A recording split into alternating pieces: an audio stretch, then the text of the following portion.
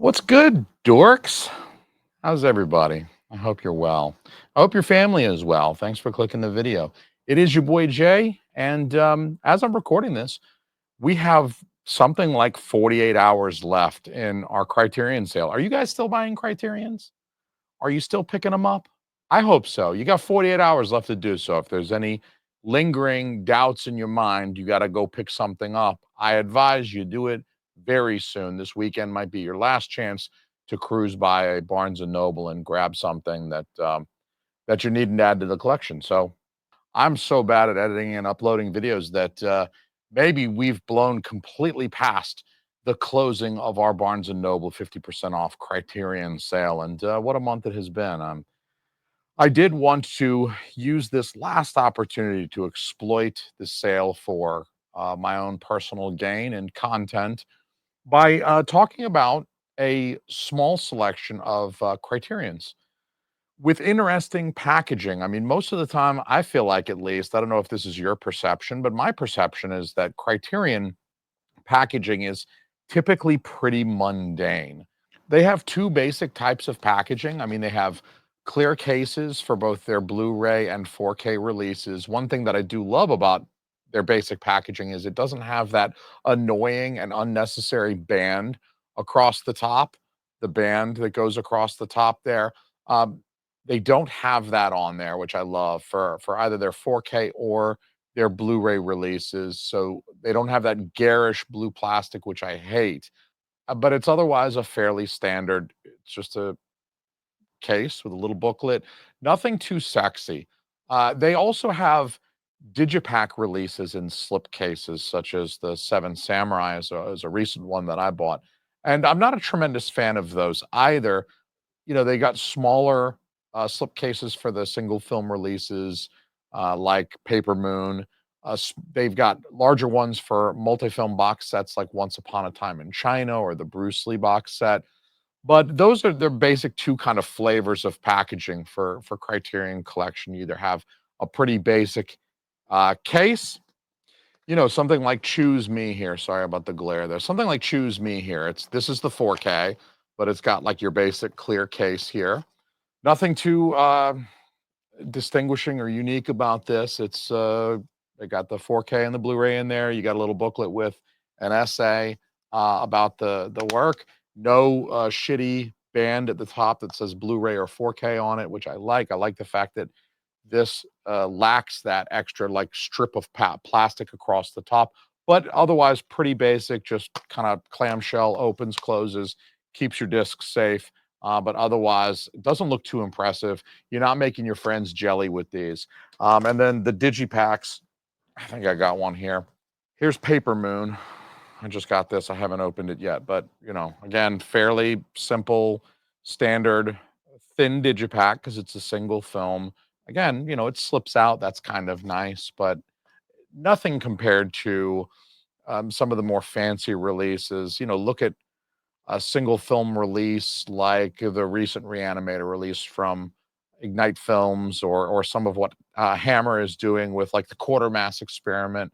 For instance, they're really kind of releasing something big and bulky and something that feels kind of special, as opposed to, you know, this slipcase really doesn't feel that fancy once you've spent $80 on Reanimator.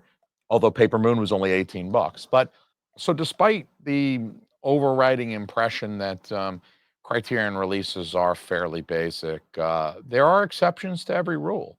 Criterion, of course, has been releasing movies on small disc formats like DVD, Blu-ray, and 4K since about 1998.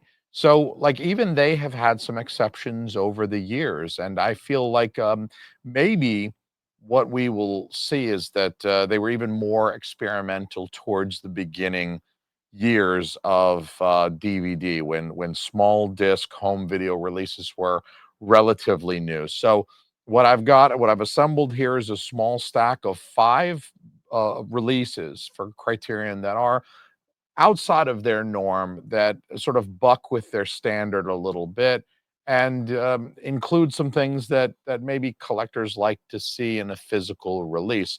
The first one I'm going to show you is The Curious Case of Benjamin Button. This is an overrated and relatively unremarkable film. I like Brad Pitt, I like David Fincher, and I like Kate Blanchett as well. I'm sure they're all lovely people, but this film does not do it for me. Did not make it move. But one thing that I feel like is notable about this movie, and this is the DVD version. I bought this many years ago, and look how much I love this movie. It's still sealed. You see that? You might not be able to see that. I don't know. One of these years, I'm going to upgrade this camera. Still sealed. I think I bought this in 2008 or 2009 when it was released, and still sealed. I have not rewatched this B since I saw it in the theaters, but this is somewhat new for Criterion, or somewhat unique for Criterion, in that this film has a very standard slipcase. This is the same type of slipcase you would see on a Scream Factory release, or maybe not an Arrow release, because they've got that annoying little extra hole here that I hate. See that little hole? See me finger banging that hole? I hate those holes. Anyway, not my favorite holes. There's a lot of holes I do like, but this one, I don't. I don't like this hole. I don't like this movie. I don't even know what I'm doing with this thing. But this is a slipcover. A lot of people prize these things, and this is an out of print Criterion release as well. So you can no longer get this because it's out of print. I mean, you can get it. You got to go to eBay, and I actually think that because these were so mass produced at the time, this was a very big film. Brad Pitt was trying to win an Academy Award for doing his Forrest Gump impression. And so they mass produced these. This might have been one of the most produced Criterion releases of all time. So you can actually get them for fairly decent prices online, because this movie sucks and no one wants it. You can get an out of print Blu-ray copy of this with the slipcover. I think I saw one on eBay for like 20 or 25 bucks, entirely reasonable for an out of print Criterion with a rare slipcover. That's a rare thing for Criterion. They don't do a lot of slipcovers. Now, this movie, on the other hand, is one that I have loved for many, many years. I often tell people that I have seen the first 45 minutes of this movie over 100 times. I have seen the last 20 minutes of this movie like 3 times. I'll let you guess why that is. It's Fear and Loathing in Las Vegas. No, I do not watch this movie sober. I watched this movie sober one time, and it was weird, man. I don't recommend it. However, getting a little messed up on some federally illegal substances, and then watching this movie is a much, much better experience. And I that's how I recommend enjoying this particular film. Now, I am holding here the original DVD release. This is not the recent 4K, which is actually still sitting on my shelf right over there.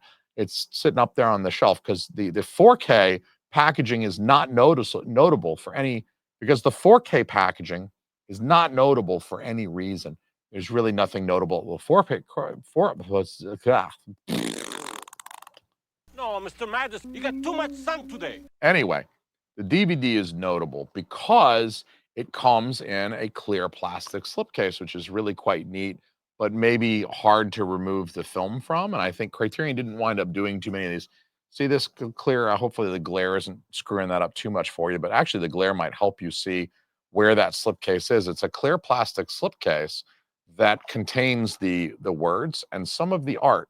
You've got the title for the film, Fear and Loathing in Las Vegas, as well as the bats that are printed here on that slipcover, which I thought was quite cool, as well as the text on the back that describes the film and the special features, which is really quite cool. And then the film, the DVD case is one of those old school Criterion DVD cases that's like the double snapper. I only ever really saw Criterion doing these, but this was how Criterion would give you multiple discs back in the day. And I thought it was pretty cool because it was like thick. It was thicker than your standard DVD case. It was like, oh, cool. I just spent $40 on a Criterion at Best Buy in 2005.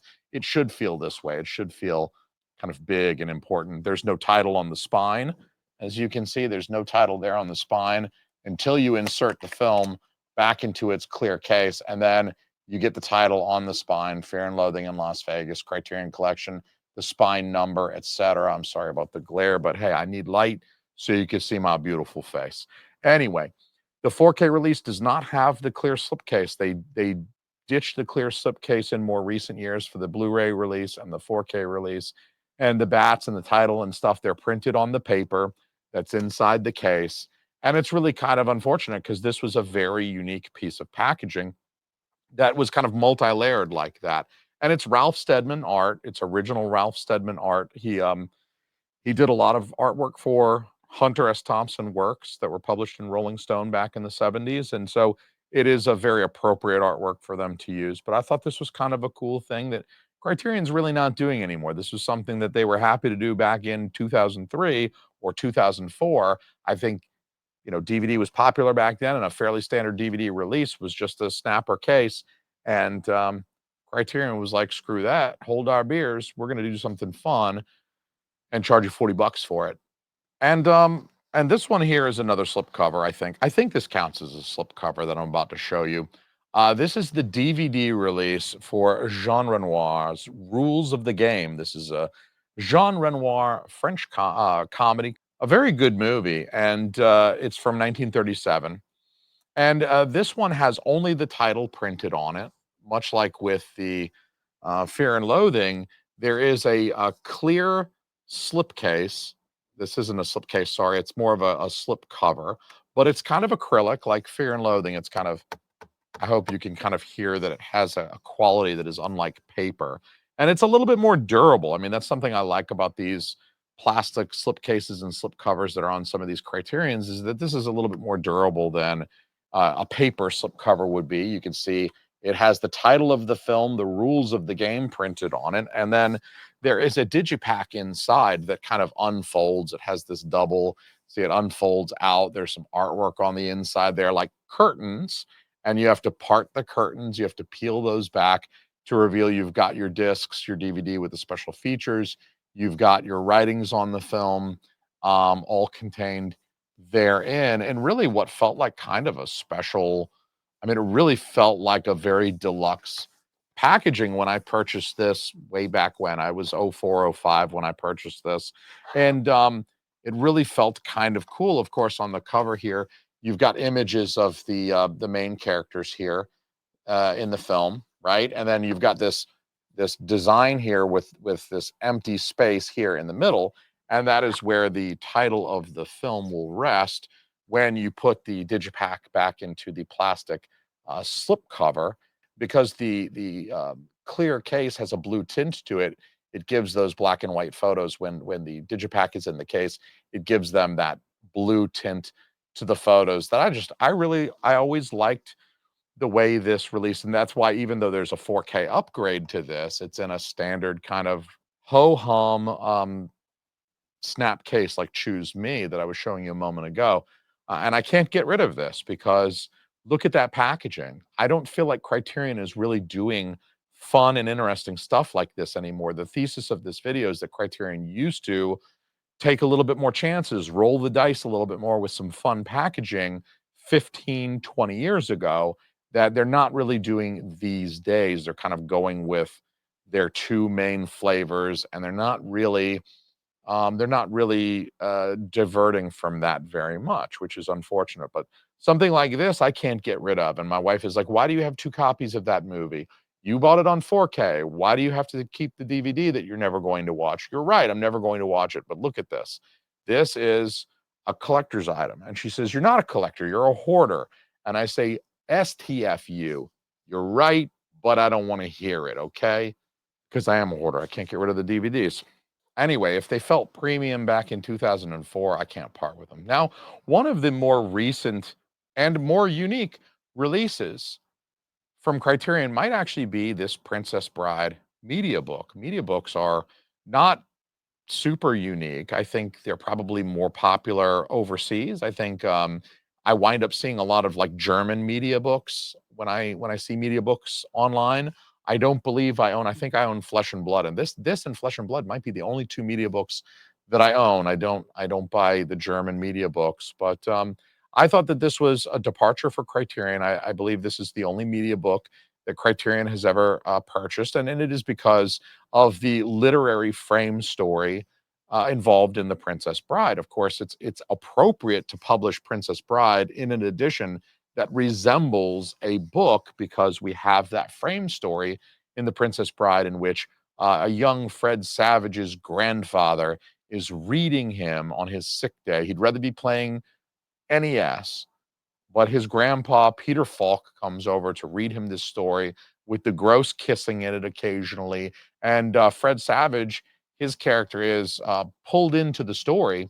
And so it's appropriate, I think, that they made this, looks like a book, and it has the feel of a book. It has the feel of like a hardbound cover. So even though I don't collect media books, I was impressed with Criterion for choosing to kind of break with their more recent The Princess Bride, I think they released in the late 20 teens. Don't quote me on that, but I want to say they put the Blu-ray out somewhere around 2018 or so ish. I mean, feel free to correct me if I'm way off base down there in the comments, but don't get pedantic and be like, it was December of 2017. So you're way off by, 13 days.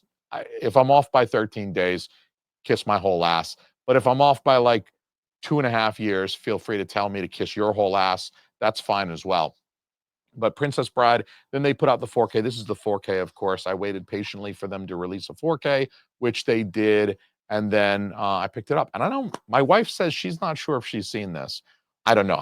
We might have to fist fight over that if she hasn't seen this, because how did you live your life and not? I'm going to put this in at some point in time and I'm going to watch it with her. And if she's like, no, I've never seen this, guys, you might see her face on a milk carton. I'm just saying. The next time you see me after this video might be on America's Most Wanted. I'm running from the cops. Run from the police. Picture that. Bitch, I'm too fat. I fuck around and catch an asthma attack. That's what's going to be my life if my wife hasn't seen The Princess Bride. So anyway, I like it. I don't love media books. I don't see myself buying a lot more media books in the future. But if Criterion releases more, I'd buy them. And I do like the fact that it's a non-standard Criterion release for packaging. So I think it's pretty cool. And Princess Bride's a fun movie. I got 2 daughters, and I'm just counting down the days until they're old enough that I can show them The Princess Bride. They're still quite young. I don't think they're up for it yet, but my oldest, pretty soon. Now, for the last one that I want to show you the coolest slipcover that Criterion has ever put out, to my knowledge at least. Criterion doesn't do a lot of slipcovers, as you know. That's more of a Arrow limited edition thing or a Scream Factory limited edition. Vinegar Syndrome. People love the slipcovers. Lord knows I do. Terror, 10 Killer, and other such flesh eaters. Some nice, if there's some nice boobies on the cover, I like a good Vinegar Syndrome slipcover. Let that be known. But Criterion does not do a lot of slipcovers, but this is one that they did do that I want to bring your attention to, and that is Time Bandits. And this bad boy is lenticular. Now, it doesn't do much, as you can see. This lenticular, I'm trying to move it for you. I don't know if the camera's really picking that up, but it is lenticular. It has the appearance of making that ship move.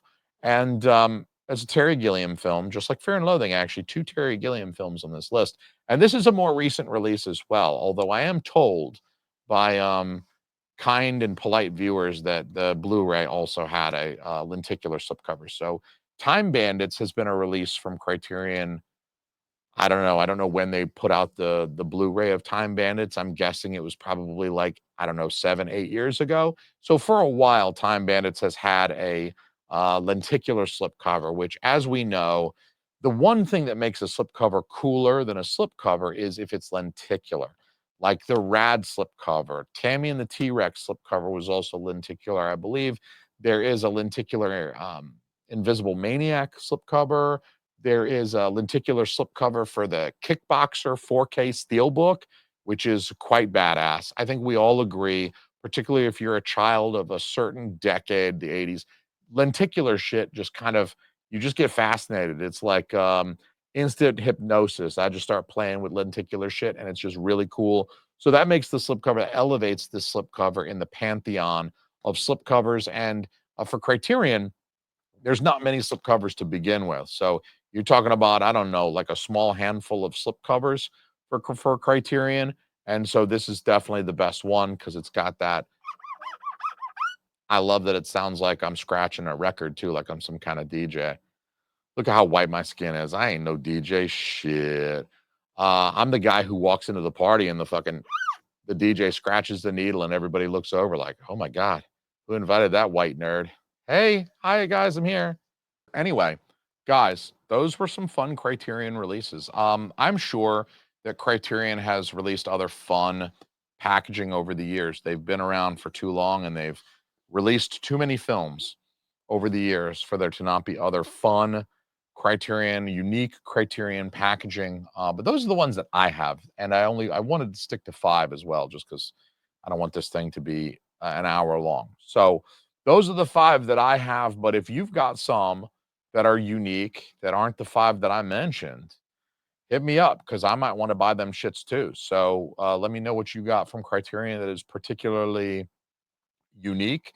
I know Criterion has done some stuff like Vampire and The Man Who Fell to Earth that are larger, more deluxe slipcases that actually, instead of having a digipack, they have a, I don't know, Vampire might have a digipack, but they include like a full like book, the novel that the movies were based on and stuff. So I'm not considering those as really like unique packaging, because that's sort of a variant of their digipack packaging with the slipcases, like I mentioned. So don't try to win on a technicality, bruh. Anyway, I hope you have made all of your Criterion purchases, because that clock is just about done ticking down. The sand is out of the hourglass, and you are just going to have to speak now or forever. Purchase the Criterions now or forever hold your peace, at least till November, when they put the shit on sale again. I know I got to go back I did not manage to find Yojimbo and Sanjuro, so that is the one that got away from me, but I'm fairly certain I'll be able to find it in November. So I just got to be patient. I advise you to be patient too. You'll save more money that way. I love your face. I am going to kiss it next time I see you. Come holla at your boy. Peace.